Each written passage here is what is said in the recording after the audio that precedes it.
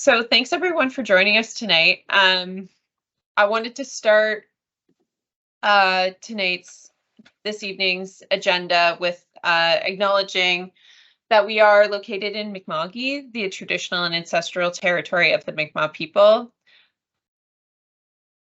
As we operate across Mi'kma'ki, but we're based out of Gespawick, which is one of the 7 districts within Mi'kma'ki, meaning Land's End or End of Flow.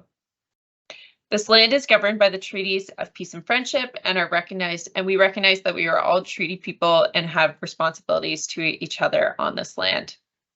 We'd also like to recognize the 400+ year history of communities of African descent and the 50 African Nova Scotian communities that reside across the region today. For both the Medway Community Forest and the Nova Scotia Working Woodlands Trust, integrating Mi'kmaq values is an important aspect of land stewardship, with steps towards reconciliation. As a settler-based organization, we acknowledge the conservation movement in Canada has largely benefited from the appropriation of Indigenous lands and that colonial systems have historically created barriers for Indigenous people to access private lands. And we'd like to commit ourselves to taking actions by educating ourselves and the landowners we work with and to listen to Indigenous partners, integrate traditional use on easement properties and two-eyed seeing into management practices, and create opportunities to donate lands to Indigenous communities and promote open access to Nova Scotia Working Woodlands Trust properties. And finally, build relationships, alleviate barriers, and continue to have hard conversations. So with that, I'd like to actually just do a bit of a roundtable since we're a pretty small group today. So why don't we just get started with our board members? So probably best way to do this is popcorn style. So once you've given your introduction, if you can pass it off to another name that you see on the list here. So I'll jump in and get started. So good evening, everyone. I'm Mary Jane Roger. I'm the current board chair of the Nova Scotia Working Woodlands Trust, and I am based in Lunenburg County, Nova Scotia. I'll pass it off to Katie. Hey, I'm Katie McLean. I'm currently serving as the treasurer for the Land Trust, and I also sit on the board for the Medway Community Forest, where I serve as chair presently, and on the rare occasion that I am able to work, I work with Clean Annapolis River Project, a nonprofit organization based in the Annapolis River watershed. So I'm supposed to call someone next, Mary Jane, that's the idea. Yeah. I don't see any board members on my list. Dawn, I see you up next. We're here. Don Kimball, and I'm in South Brookfield, small landowner, and I make furniture for a living, and I'm currently the vice chair. And I'm afraid I can't see up close like that, so Mary Jane, I guess you'll have to pick somebody for me. How about Donna? There we go. Good evening, everyone. I'm Donna. I'm working in Pepperville near Annapolis Royal, and I've been on the involved with the Working Woodlands Trust since its inception, and still find it a pretty exciting concept. And I don't know. Currently, I'm working on the Hemlock Woolly Adelgid Hemlock Conservation Nova Scotia project, and I think that's all you need to know about me. So I can't is Katie, Mary Jane, and Dawn, and yeah, I can't seem to move the camera, so the thing, so I'll just have to. Why don't we pass it over to Jenica? Hi, folks. Good evening, and nice to have you join us. I'm Jenica Hunsinger. I'm the current Land Trust and Outreach Manager at the Nova Scotia Working Woodlands Trust and with Medway Community Forest Cooperative, and I'm based in South Brookfield, as well as Dawn. And let's see, Anne, do you want to introduce yourself?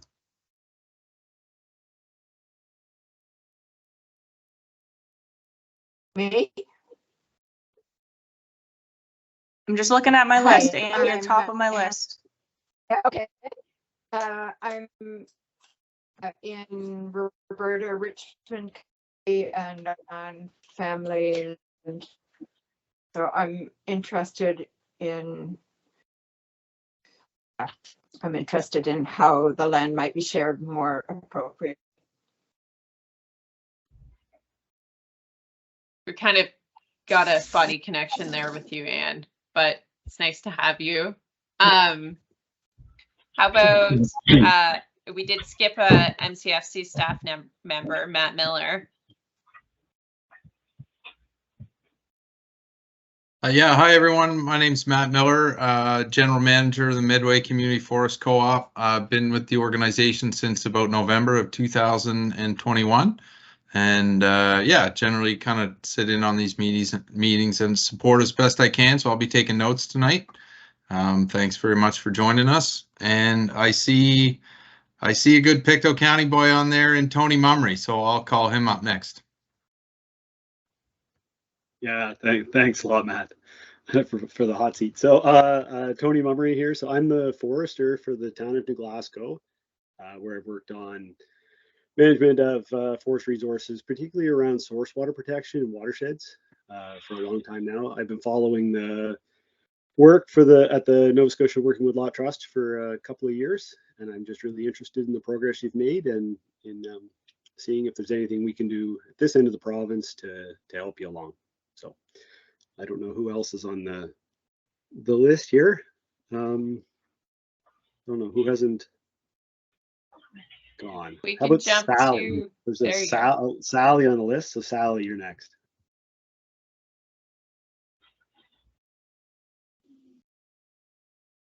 Sally, I think you came in a little late. We're just doing a little popcorn round of introductions here.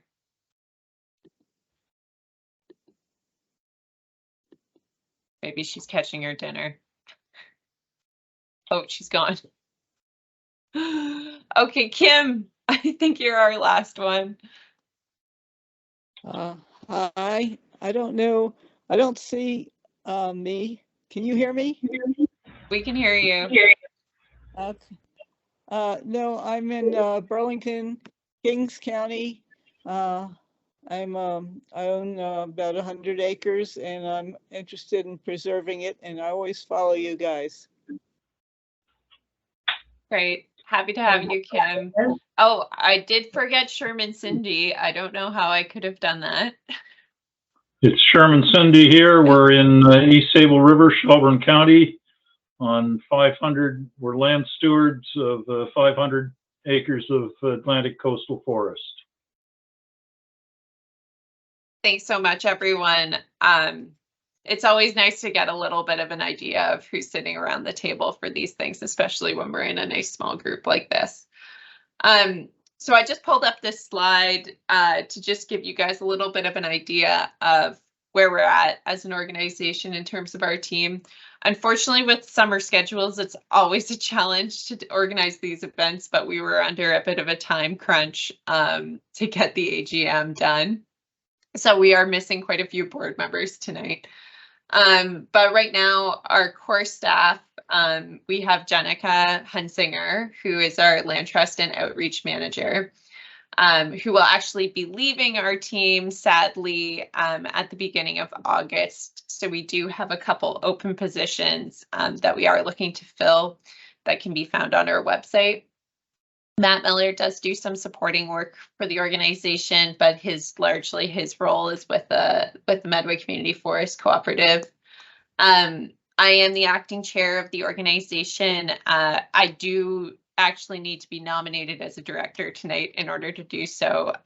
Some of you might be familiar with the fact that I used to be the executive director of the community forest as well as the land trust before moving on to Environment and Climate Change Canada last year. So I've since assumed the chair position to maintain some continuity.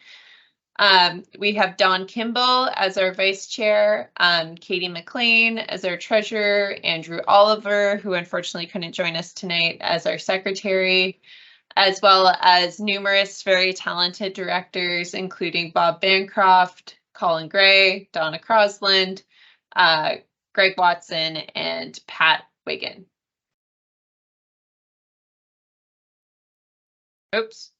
So tonight, so we're going to start off with a slew of updates that Jenica is going to share, and then going into specifically some of the challenges that we've encountered regarding becoming an eligible body under the Community Easements Act, which has kind of been our main holdup to date, but we do have some kind of promising feedback from that process that will hopefully be leading us towards gaining that eligible body status in the near future.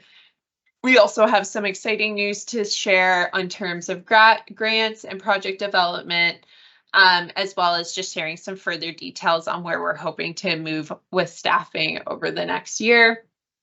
And then, of course, we'll have our business meeting portion of the evening, going over our agenda, past meeting minutes, approval of new members, election of new directors, as well as our treasurer's report.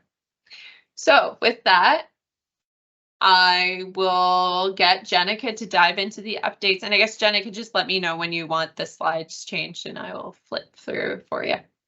Sounds good. Yep, we thought we would start off today by chatting a little bit about the process that we've been going through and applying to become an eligible body in the Community Easements Act. And this act came to be in our province in 2012. And since it was created, no other organizations have been added to it. When the act was developed in 2012, there's about 5 organizations that were written into the act as eligible bodies who can hold community easements for various purposes. One of the purposes in the act is to preserve and conserve and protect working woodlands. And to date, no other organization in the province has that mandate or is holding community easements for that purpose. So I'm going to paint a bit of a timeline here. We applied back in, well, we started our application in 2020, and through some revisions and some extra details, we finalized our application back in March of 2021. In order to be added into the act, it requires DNRR, the Department of Natural Resources and Renewals Minister, requires ministerial approval and cabinet approval. So it's a bit of a cumbersome process in order to be added to the act, which has caused some delays for us to begin actually holding easements. So our sort of first hurdle that I'll share is with the government changing in August of 2021. It sort of reset the clock on any progress that could have been made with our application under the prior government. And currently the DNRR minister is Tory Rushton. And so for the last year or so, we've had some ongoing communications with DNRR staff, and we've shared our draft easement agreement and continue to demonstrate urgency around the development of this new land trust and how it will help support the adoption of Leahy, the ecological matrix and silvicultural guide for ecological matrix management, all of these ecosystem-based management principles to help maintain that on private lands and work with private land stewards. So through these communications and trying to press more urgency to see our application raised and go through cabinet, just earlier this year in around February and March, we sent out a request for letters of support. And we had more than 25 letters come back and sent directly to Minister Rushton, as well as to the Environment and Climate Change Minister Hallman, the Deputy Minister Karen Gaishin, and a number of relevant MLAs. Our MLA in Queens is Kim Masland, and folks CC'd in their MLAs for wherever they were sending letters of support from. But we collected a good group from grantors, folks interested in funding and supporting the Land Trust, as well as partner organizations. We are under the Family Forest Network, so there's a group of 11, I believe, organizations under that umbrella. as well as a number of interested land stewards sent and edited some letters to show their support and interest in the land trust. So that has been really, really helpful. And we've heard back from DNR staff that it's definitely been helpful in the process of seeing some movement and uptake. We had a new challenge in March shortly after that, where Minister Rushton encouraged the land trust to hold easements outside of the Act and to not need to be in the Act, to just go and work with our lawyers and landowners' lawyers and hold more like covenant styles as that is suitable in other provinces. But we've had some more conversations and explained ourselves a little bit farther. And we believe that we've come to an agreement that it's not suitable in our case where we have the Community Easement Act in our province. It needs to be utilized to hold community easements in this province. So we did hear a few weeks ago an update that perhaps the minister has done all the sort of paperwork and advanced the application, and it should be moving through cabinet.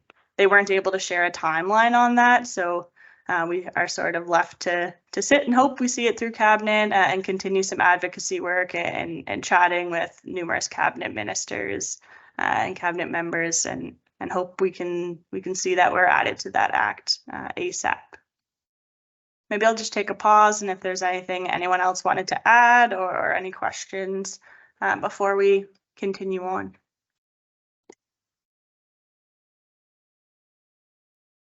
Great summary, Jenica. It's been a long process. We keep poking. We just need to be written in the Act. Yeah, we'll get there. Yeah.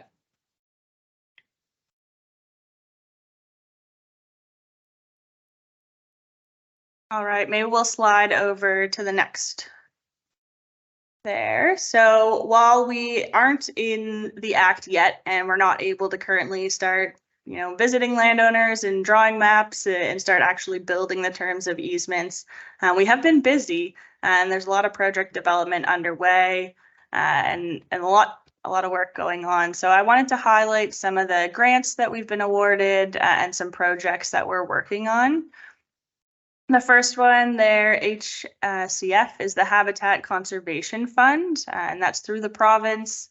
For the last year or so, we've been working in partnership with the Mersey Tobiatic Research Institute and to develop and build off of an existing private land prioritization tool. The existing model was done through the Nature Conservancy of Canada, and it aims to build. Well, the goal of this project is to spatially identify high conservation forest value habitat on private woodlands in Nova Scotia. And we began this by piloting a prioritization model in Guestbowick, and we're now expanding to a province-wide model. So the project takes a collaborative approach with various conservation partners and utilizes conservation data to create a forest value index to score private woodland parcels in the context of landscape connectivity. So overall, we're aiming to protect a network of high forest value and conservation value working private woodlands, building wildlife habitat and climate resiliency by mitigating fragmentation and unsustainable forestry practices. So this tool is utilizing the more recent LiDAR flown data. So it's a really updated forest inventory and forest structural data applied into this tool so that we can have an up-to-date model for various partners in the province to utilize. So it's been an exciting project underway with MTRI. And we're getting toward the point where we're ready to start trialing it and playing around with it and actually getting out and testing it out by visiting some forest woodlands and meeting with landowners. So that one we've been working on for a little bit. And number two, there we have some private foundation funding. There's a really exciting grant that we secured. Ooh, must be earlier this year. We heard about it. This is through the Waltons Foundation, and it's a 3-year funding support really to launch the land trust. It's contingent on the organization becoming an eligible body in the Community Easements Act. So once we have that piece, we'll be able to start utilizing this funding, and it covers staff support. So there's a number of new roles that we'll be able to hire and build up a team. It also supports easement development and onboarding, outreach, meeting landowners, and developing the carbon aggregation and developing a carbon offset project. So there's a ton of help and support through that 3-year fund. Once we're in the act, we'll be smooth sailing and hiring on a few more staff and growing a team ready to start holding community easements in our province. The third grant there is a federal grant through Environment and Climate Change Canada, and that is for OECMs, or other area-based conservation measures. And I will explain a little bit about what that is for anyone who's never heard of OECMs. I will say too, this is a 2-year project to support developing a framework to recognize conservation zones within community easements that the Land Trust holds as OECMs. So OECMs are other effective area-based conservation measures, are areas that are achieving the long-term and effective in situ conservation of biodiversity outside of protected areas. So ways in which private lands can contribute to protected area goals, both for the province and for Canada, the Canadian goals as well. It's an international standard for the Union, by the Union of Conservation of Nature, and there's a pan-Canadian definition for OECM reporting, and it's outlined in the Pan-Canadian One with Nature report. So just a bit more details around what all this OECM is about. But for us, in developing these easements, there'll be both working forest zones and conservation zones, and it allows those forestry set-asides or conservation zones to help contribute to this recognition of protected areas. As well as in those zones, it kind of ties into our fourth grant here, the Nature Smart Climate Solutions Fund. This one focuses around hemlock woolly adelgid treatment. HWA is an invasive pest that can kill hemlock trees in as little as 3 to 10 years. It's affecting the southwest part of the province the most, with HWA being detected in Digby, Yarmouth, in, I believe, 2012, but moving sort of through the province. So in that area is where we're doing a lot of treatment, and where Donna and the new Hemlock Conservation Group leg of the Medway Community Forest have been hard at work protecting old growth forest in protected areas on Crown land. And this portion, or this project funding through the Land Trust, is to help support hemlock treatment on private lands. So within easements in conservation zones, there will be funding made available to landowners who have easements and old hemlock forests, and looking for some treatment support to keep those forests standing.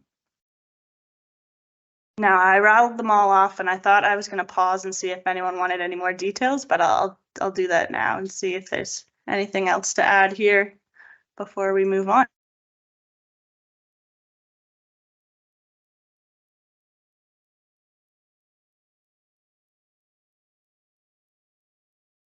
I must have explained it all so clearly.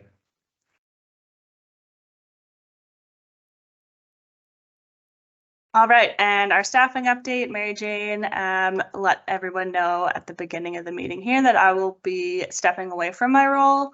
It's been a really fun 4 years at the community forest, and last year of working more specifically on the developments of the Working Woodlands Trust, but we have our positions up right now that you can find on our website for hiring for an executive director that would support both the MCFC and the Land Trust.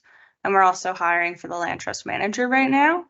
And then with some of the private sector funding, there will be support as soon as we have eligible body status to also hire 2 stewardship coordinators as well as a development outreach coordinator. So the team will be growing again soon and really taking off to launch this project.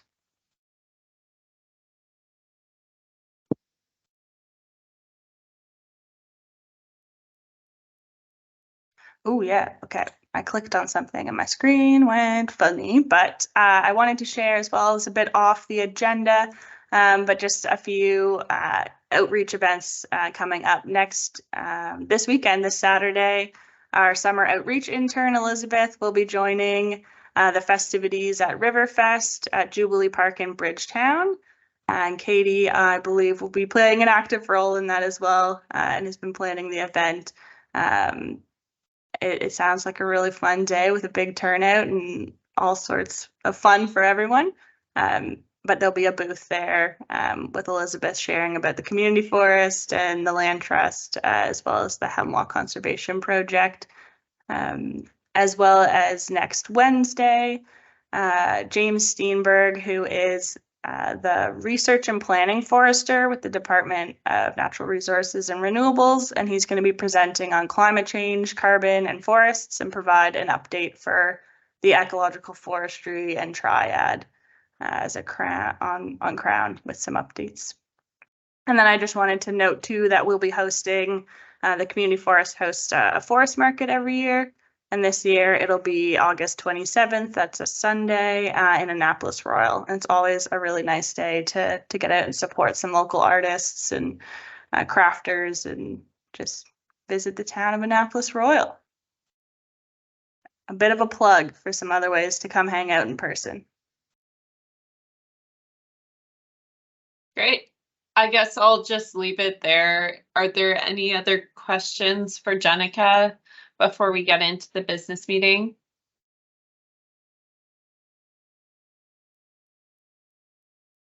I'm amazed we're right on time. I expected 30 minutes, so we're looking good.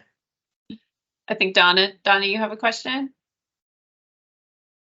I don't have a question, but I just thought I'd offer that that was a really good overview and shows that despite the eligible body status pending, you've been doing lots, and there's a lot ready to go once we.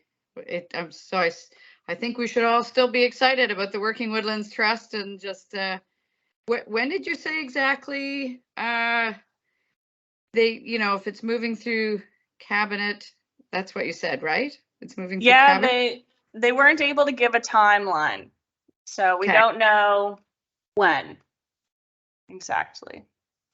Right. Okay. Well, just anyway, at least that's quite a bit right there. So I'm just going to stay happy. Thank you for that good oversight. Thanks, Donna. And we're going to miss you when you're gone. So right, that's it.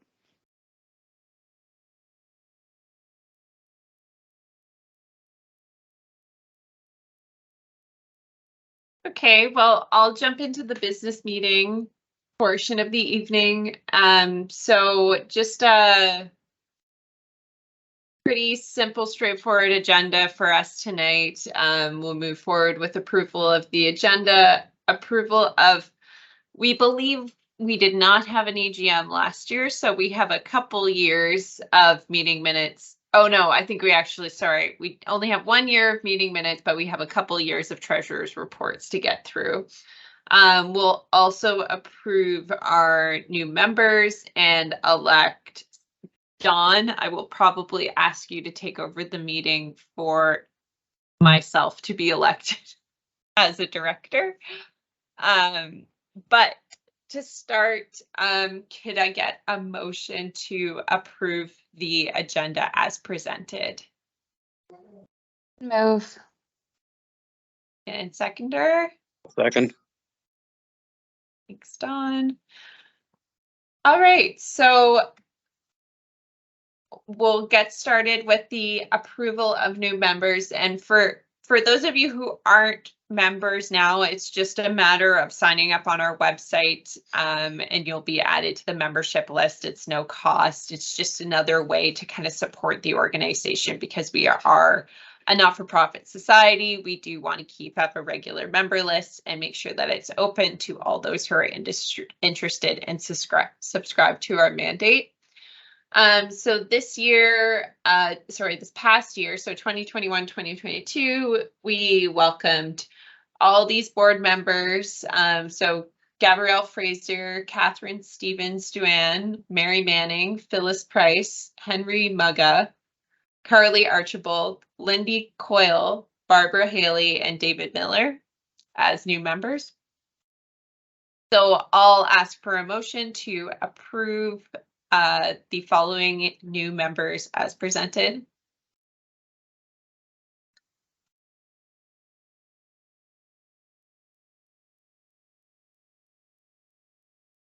Motion? Anyone? I can move. I'll move. Yeah. Oh, everyone all at once now. Second. Okay, great. I think Dawn moved that and seconded by Katie. Okay, Dawn, can you take this one for me? I can read my bio if that's helpful. It's kind of long. Yeah, so go ahead. Okay, so I just copied this. It's maybe a little bit too long for the context, but as many of you know, I served as the executive director of the Medway Community Forest since 2015. And kind of led the organization into implementing ecological forestry practices and being at kind of the forefront of innovation within with cultivating kind of new special management practices and other considerations for community forestry within the province. I also kind of fulfilled the role as the ED for the Nova Scotia Working Woodlands Trust in its early days, and did the early legwork on the development of the organization and helping develop the systems to participate in carbon credits. I've also taken an active role and served as one of the inaugural members of the Minister of Lands and Forestry's, then Land and Forestry's Advisory Committee for the implementation of the Leahy Review. A bit more about my background before the MCFC. I did serve as I was a tree planter and tree planting crew boss for 6 years in northern BC and Alberta, and I also worked for the Toronto Region Conservation Authority. I am still an RPF, and I hold a Master's of Forest Conservation from U of T and a Bachelor's in Biophysical Environments and Development from the University of Guelph. I am originally from Ontario. It is true. I've lived here for almost 9 years, so I'm almost not a Kemp from away. But that's me. Very good. So this is a vote for chair position? I had a phone call, so I have to apologize. No, it's just to elect me to the board. We don't do elections until That's the board what I was meeting thinking. following. Yeah. Okay, so we need a nomination to elect. I can move to Mary Jane. elect Mary Jane to the Okay. Board of Directors of the Nova Scotia Working Woodlands Trust. And a seconder. I can second. Second. Thank you. Any questions or comments? Hearing none, we'll call for a vote. All those in favor, say aye. Wave your hand. Aye. Aye. All those Aye. opposed? Hearing none, we shall call it passed. Thank you. We Back do have over to you. we have a question from Kim. Okay. Go ahead, Kim. I was just trying to vote. Oh, Okay. Yeah, that's what I thought. Yeah. perfect. Great. Thanks. Okay, treasurer's report. Katie, I'll pass this over to you. Okay, and maybe for some background for members, really the land trust to date has been, well, since I guess maybe January of this year would be more accurate to say, has been operating as a project within the Medway Community Forest Cooperative. So in the past, we haven't had fully separated books or financials. We haven't run from our own operating budget.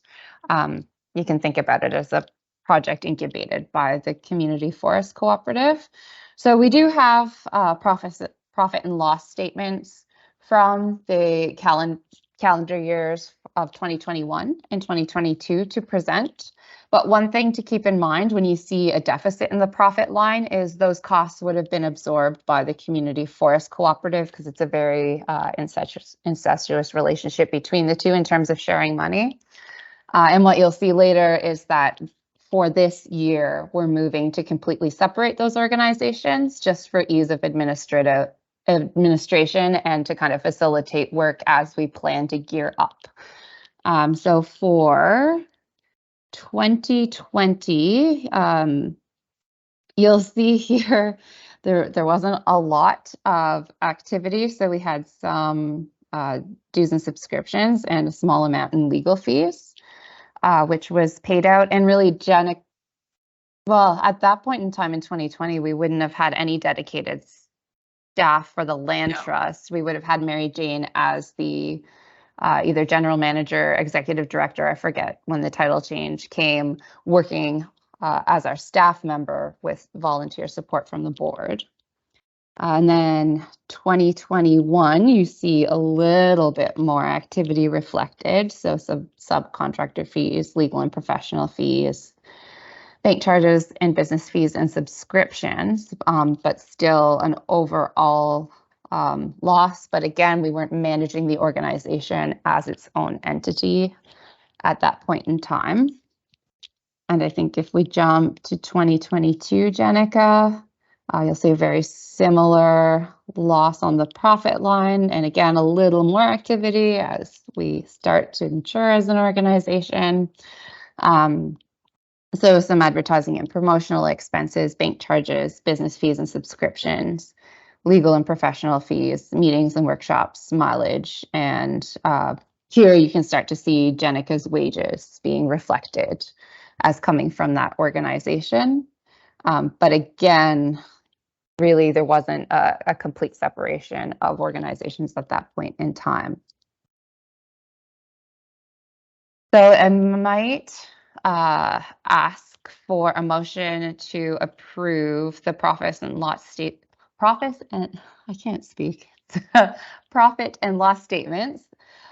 for 2020 through 2022.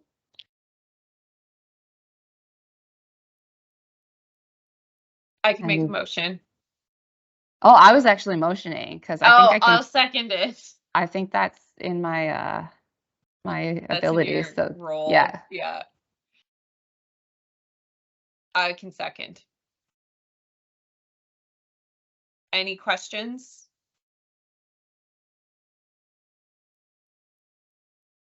All those in favor? Raise your hand. Aye. Great. What I'll do now is steal the screen and we can look a little more in detail about what things look like for this year when we actually try to create our own budget. So just give me a second here to share my screen. And Mary Jane, you're the person coming up. So can you nod to let me know if you can see the budget sheet?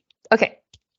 So I'm going to keep everything wrapped up by quarters. I've only recently started going in and breaking down our budget to actuals because this is still a draft budget until hopefully approved today. And what you'll see in terms of our income for this year as a new organization is we're exclusively depending on external grant opportunities for funding. But Jenica has done a tremendous job in securing those grants. So we see a total income from grants reflecting 403. I'm not even going to try and read at this point.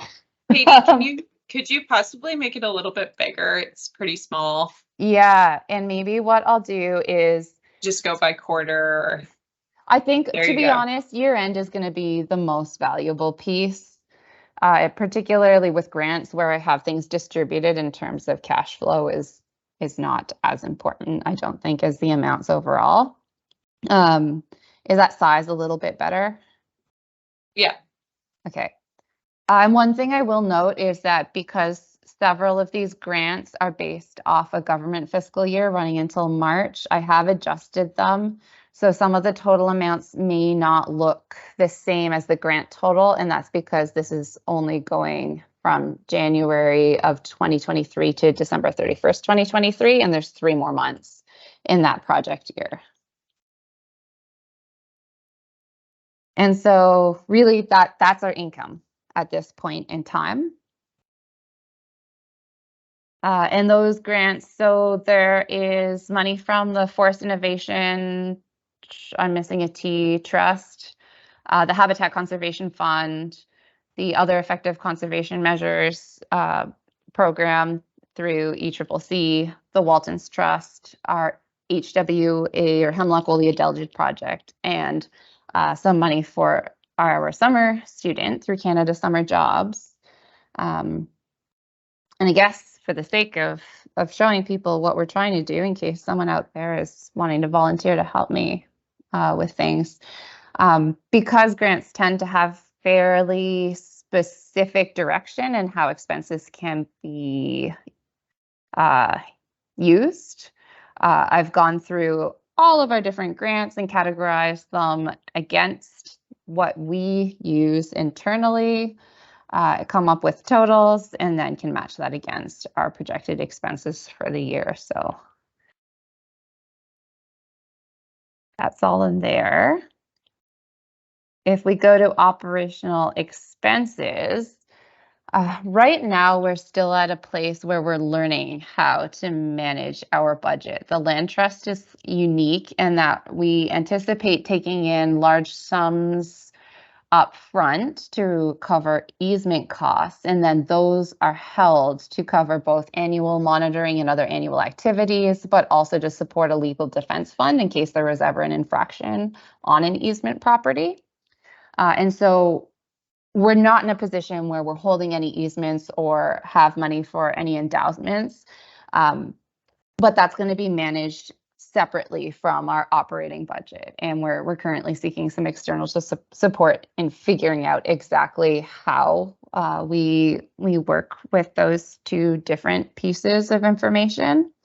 But what you can see here is that we've been granted funds to help support our initial easements and service provider fees that really tie into that. So that could be support for things like management plans or other contractual services that are required to get us to the point to entering into an easement. And I'll stop briefly. Any questions so far? Yes, could I ask, it might not be the appropriate place, but it's leading into it, is maybe you want to answer it later. What is the projection that you have with your members of lands to be under trust?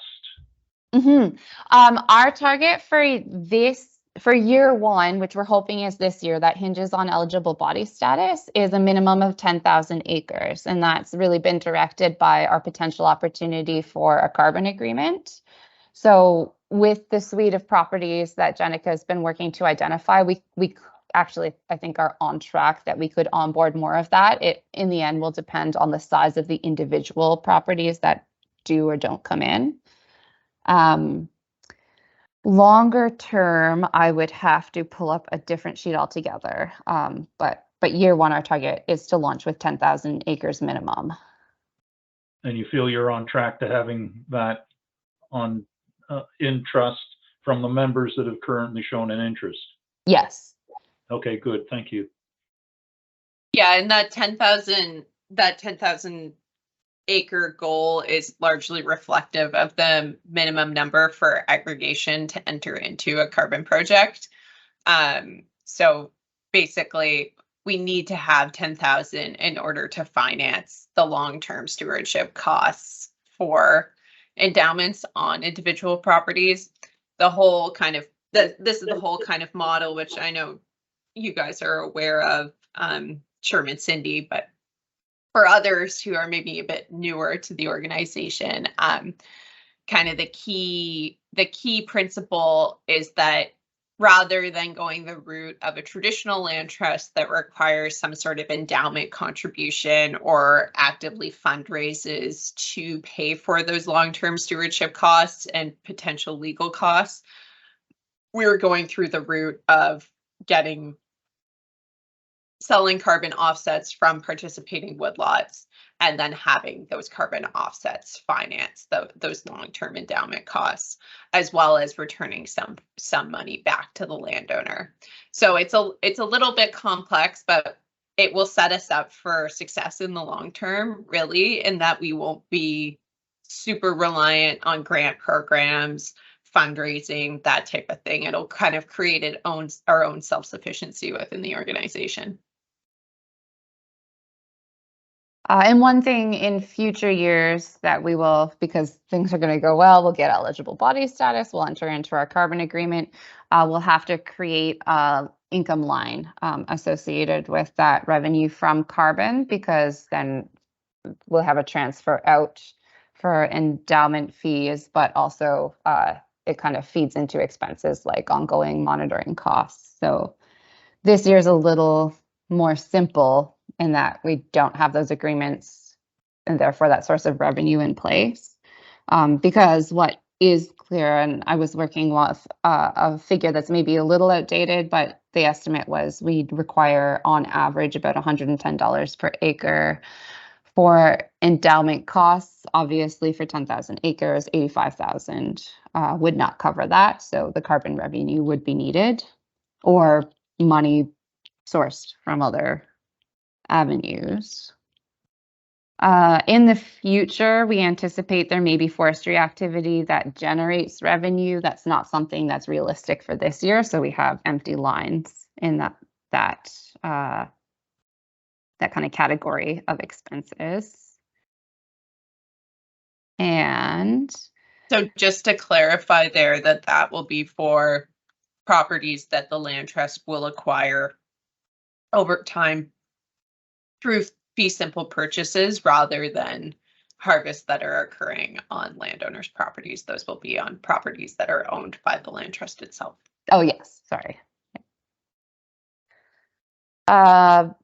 Where we really see most of our costs are in payroll expenses and general and administrative expenses. So really, we already know some of our budget numbers aren't going to match up with actuals. So for example, we've been working to hire an executive director. We haven't found the right individual yet. And so the further down the line we get with that, the less we're going to actually be spending.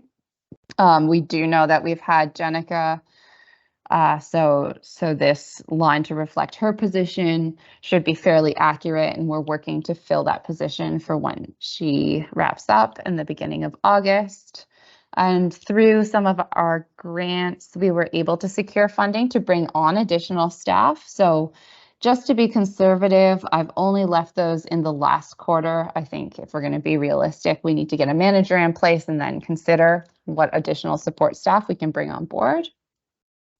And then alongside all of those kind of core wage lines, we have things like CPP, EI, vacation expenses, WCB. We do offer a benefit program to staff, so there's a health spending account, and we budget for professional development. So that could be any number of things. I think I definitely foresee needing it when we're projecting so many new hires. So that's our payroll expense category. Any questions or comments on that point?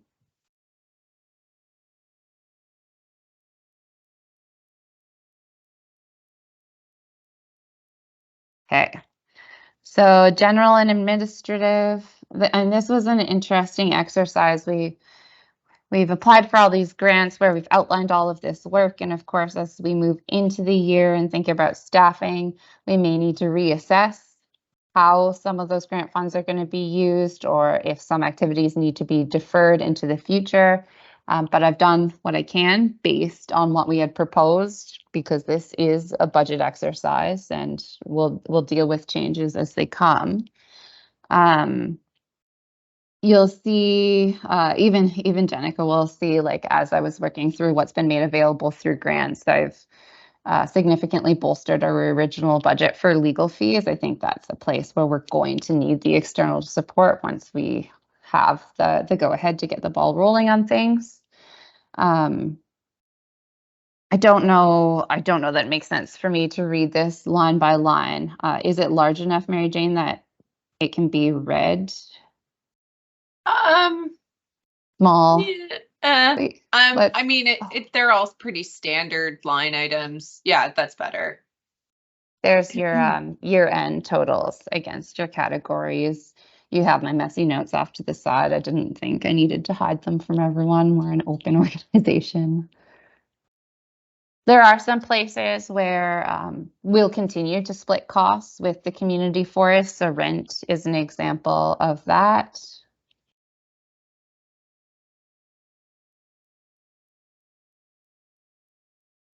Okay.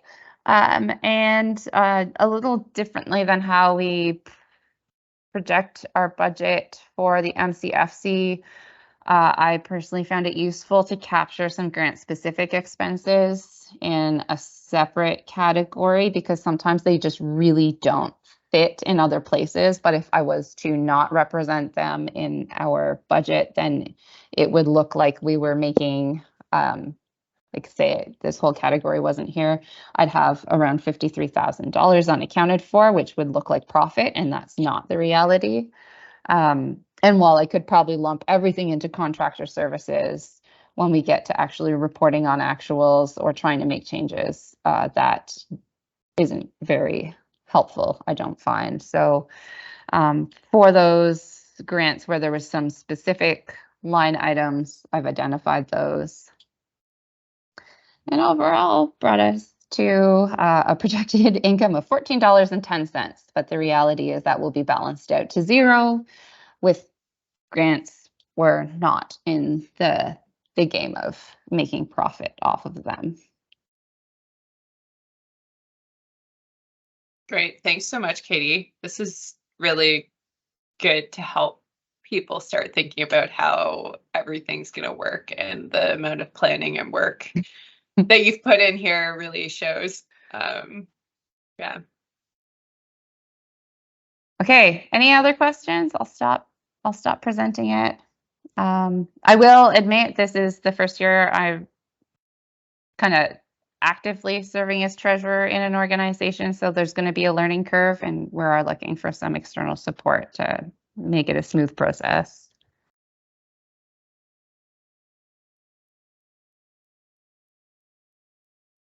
Okay. Well, are there any other questions? So we are going to kind of transition into our regular board meeting. So if there are any questions for members who are attending, please feel free to ask them now.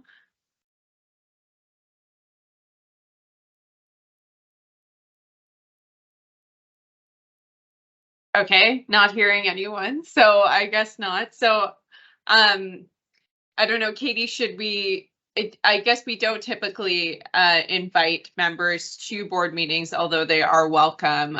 So anyone who does want to stay, they are welcome to, but otherwise, everyone who is tuning in from our membership, you are welcome to go, and we are very thankful for you showing up. And one more thing I did want to share is Jenica did do a massive amount of outreach this year with landowners, in particular attending all of the woodland conferences. So you might have seen a bit more detail of how the organization is working, some of the carbon stuff in that presentation. And I think if you haven't seen that, Jenica, is it available on the Medway Community Forest YouTube? Or yeah, there's some presentations on our YouTube, and then as well, I think Christy at the Nova Scotia Woodlot Owners and Operators Association posts them there as well. So there's some more updated presentations, but you can find through their website as well. Great. So thanks, everyone. Thank you. Thanks for the treasurer's report. Very detailed, very thorough.